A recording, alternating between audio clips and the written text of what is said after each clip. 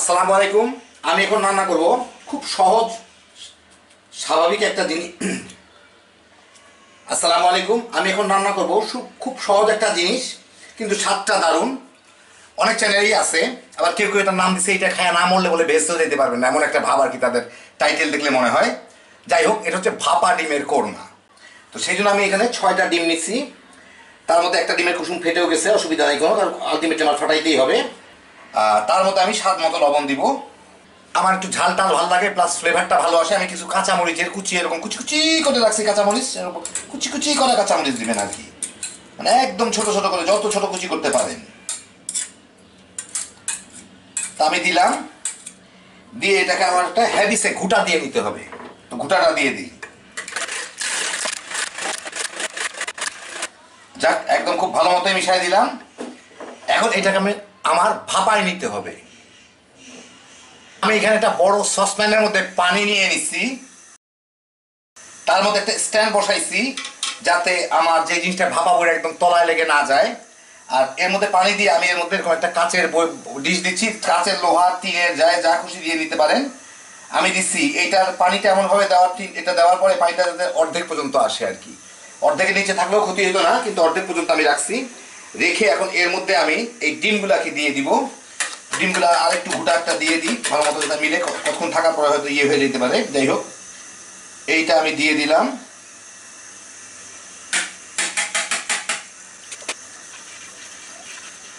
একটা ফোটাও রাখি নাই, সব দিয়ে দিছি।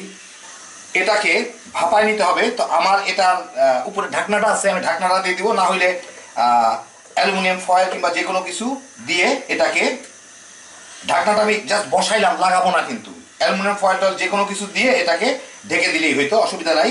এটা হিট প্রুফ, অতএব কোনো অসুবিধা হবে না, এটা গলবে চলবে না। এখন আমি এটাকে একটা এই সসপ্যানের ঢাকনাটা লাগাই দিলাম। আমি বাইরে থেকেই দেখতে পাবো প্রায় 8-10 মিনিটের মতো কি 12-15 মিনিটের মতো হইতে পারে, ডিপেন্ড করে। এটাকে আমার ফুটাই নিতে হবে যাতে ডিমটা সিদ্ধ হয়ে যায়, মানে শক্ত হয়ে জমে যায় আর কি। পানিটা বলক চলে আসছে। আমি এখন এটাকে একটু কমাই দিব চুলার জালটা, যাতে জাস্ট বয়লিং মানে বলকের উপরে থাকে, খুব বেশি যাতে পানি মানে ছিটতে না পারে কি, বলক গাছটা চতুর্দিকে উতলায় পড়ে যায়, তো এরকম যাতে না হয়, এরকম ভাবে আর 5-7 মিনিট আমার জাল দিলেই হয়ে যাবে আর কি। মোট প্রায় 10-12 মিনিট হয়ে গেছে। এখন আমি উঠাই দিই কি অবস্থা। আমার মনে হয় হয়ে গেছে। ঢাকনাটা একটু উঠাই, হ্যাঁ পুরাই হয়ে গেছে। চুলাটা বন্ধ করে দিই, দিয়ে আপনাদের দেখাই। এই যে দেখেন, এরকম হয়ে গেছে, ডিমটা পুরাই সিদ্ধ হয়ে গেছে, দেখেই বোঝা যাচ্ছে যথেষ্ট শক্ত। এখন আমি এটাকে ঢেকে রাখি। এখন আমি এটাকে উঠায় বাকি রান্নাটা চলে যাব। আমি একটা কড়াইয়ে 2-3 চামচ তেল গরম দিয়ে এর মধ্যে একটু গরম মশলার ফোড়ন দিব, তেজপাতা, এলাচি, দারচিনি আর লবঙ্গ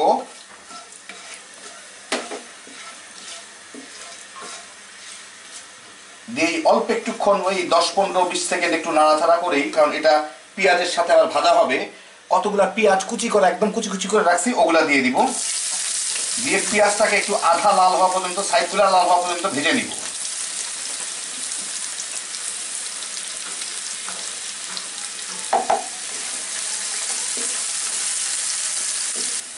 পেঁয়াজটা একটু লালচে লালচে হয়ে আসলে আমি জালটা কমাই দিই, নাহলে গায়ে ছিটবে। এখন এর মধ্যে আমি একটু বড় সাইজের একটা পেঁয়াজ বাটা দিব,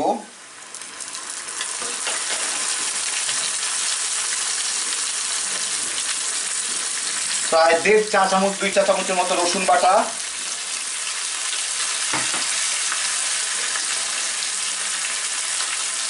আর আদা বাটা দিব, প্রতিটা প্রায় 1.5 চা চামচের মতো করে। এগুলাকে দিয়ে একটু হালকা করে ভেজে নিব। চুলার জালটা কমাই দিচ্ছি যাতে না ছিটে, ইউজুয়ালি এগুলা দিলে তেলের মধ্যে ছিটে, সেই জন্য হালকা জালে আমি একটু ভেজে নিব।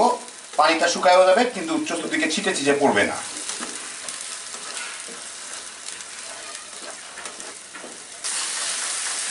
পেঁয়াজ রসুন ভাজা হয়ে, বাটাটা ভাজা হয়ে পানি শেষ, তেল যখন ছেড়ে দিবে, তখন এর মধ্যে আমি 1 চা চামচ মরিচের গুঁড়া দিব, 1 চা চামচ জিরার গুঁড়া দিব, প্রায় 2 চা চামচের মতো ধনিয়ার গুঁড়া দিব। দিয়ে এটাকে একটু হালকা করে ভেজে নেব।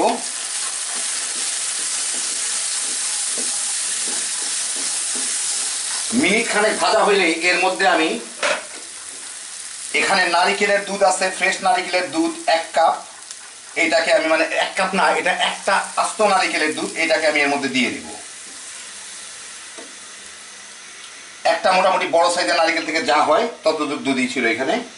দিয়ে এখন এটাকে আমার একটু ভুনে নিতে হবে। মশলাগুলো ভালো মতো মিশাই দিয়ে এর মধ্যে,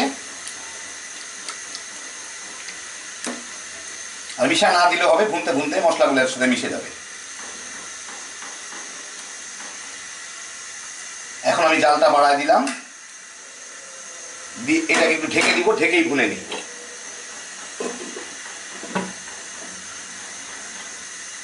4-5 মিনিট জাল দিয়ে, 4-5 মিনিটের মতো হয়েছে জাল দিচ্ছি এটাকে। এর মধ্যে আমি এখন স্বাদ মতো লবণ দিয়ে দিই। লবণটা একটু যে কোনো সময় দেওয়া যায়, তেমন কোনো ক্ষতি হয় না এটাই। সাইড একটু বাদামি বাদামি হয়ে গেছে, কাঁচায় দিয়ে দিই। টেস্টটা দেখে নিই লবণটা। হ্যাঁ ঠিক আছে। এখন এর মধ্যে আমি এই যে ডিমগুলো আমি কেটে রাখছি, এই ডিমগুলো দিয়ে দিব। দেখি উঠে যাওয়ার কথা, যে দুইটা কাটছি ওই দুইটা উঠলে বাকিগুলো উঠে যাবে। হ্যাঁ দিয়ে দিলাম। দিয়ে দেখি এটাকে ভালো মতো একটু মিশাই দিই এগুলোর সাথে, যাতে মশলাটা ডিমের সাথে লাগতে পারে। দেখেন মাঝে মাঝে হালকা হালকা ফুটা ফুটা আছে, ওর মধ্যে দিয়ে যাতে 2-4 মশলা ঢুকলেও যাতে ঢুকে আর কি।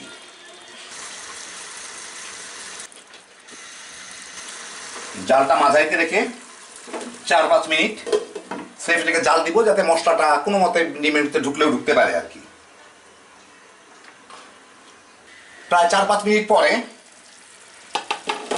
আমি এর উপরে একটু গরম মশলা ছিটিয়ে দিব। আমি যেটা ব্যবহার করতেছি এটা হচ্ছে বাবুর্চির গরম মশলা। অসাধারণ স্বাদের এই জিনিসটা, অনেক জিনিস দিয়ে তৈরি। আপনারা কেউ যদি তৈরি করতে চান, ডেসক্রিপশনে লিঙ্ক দেওয়া থাকবে। অল্প একটু প্রায় আধা চা চামচের মতো দিলাম। একটু পেঁয়াজের বেরেস্তা দিব। এই বেরেস্তাটা আমি প্রায় 4 মাস আগে বানায় রাখছিলাম ফ্রিজে, এখনো ঝকঝকা তকতকাই আছে। এটাও যদি তৈরি করতে চান তাহলে আপনার আমার ডেসক্রিপশনে ওটারও লিঙ্ক দেওয়া থাকবে। খুব সহজে এটা একবারে তৈরি করে রেখে দেওয়া যায় ফ্রিজের মধ্যে। তো এখনো দেখতেই পাচ্ছেন কি অবস্থায় আছে এটা। যাই হোক, বেরেস্তা ছিটিয়ে দিলাম। আরেকটা জিনিস আমি দিব, কোরমা যেহেতু একটু মিষ্টি মিষ্টি হইতে হবে, নারিকেলের দুধে হয়তো একটু মিষ্টি হবে কিন্তু অতখানি হবে না। একটু মিষ্টি টাইপের জন্য আমি অল্প একটু চিনি ছিটায় দিব। দিয়ে একটু এটাকে মিশায় দেই। আমি নাড়ানাড়ি করব না, আমি এইটা দিয়ে ধরেই ঝাঁকায় যাতে উপরে রস টসগুলা মিলে যাইতে পারে সব কিছু সহ। এইভাবে একটু ঝাঁকায় সবগুলাকে মিলাই দিব। উপরে যে মশলা টসলা পড়ছিল সেগুলা ঝোলটা আমি সাথে মিশাই দিলাম। এখন আবার একটু ঝাঁকায় দিই। কয়েকটা কাঁচামরিচ দিয়ে দিব একটু স্বাদের জন্য আর কি। আমার সাধারণ গুণ দেখার জন্য একটা লাল কাঁচামরিচও দিয়ে দিলাম আর কি, পাকা মরিচ টাইপের। দিয়ে এটাকে ঢেকে চুলাটা বন্ধ করে দিই। মিনিট ব্রেক পরে এটা খুললেই কাঁচামরিচের ফ্লেভার বাকি সব ফ্লেভারগুলোর মধ্যে চলে আসবে। তারপর আপনাদের আমি বেড়ে দেখাচ্ছি। তো এই যেখানে হয়ে গেল আমার ভাপা ডিমের কোরমা। আমি আগে মনে করতাম অনেক ঝামেলা জিনিসটা, আসলে তত ঝামেলা না, সাংঘাতিক সোজা। আর খাইতে যে এত মজা চিন্তার বাইরে। ভাত পোলাও যে কোনো কিছু দিয়ে খাওয়া যায়, বিশেষ করে নারকেল দুধের সাথে চিনিটা দেওয়ার পরে সাংঘাতিক একটা টেস্ট আসে এইটার। হ্যাপি জোশ, খালি বানাইবেন আর তামা তামা করে খাইবেন। তো দেখেন কত সহজে হয়ে গেল। আল্লাহ আপনাদের সবাইকে ভালো রাখুন। ইনশাল্লাহ আবার দেখা হবে। আল্লাহ হাফিজ।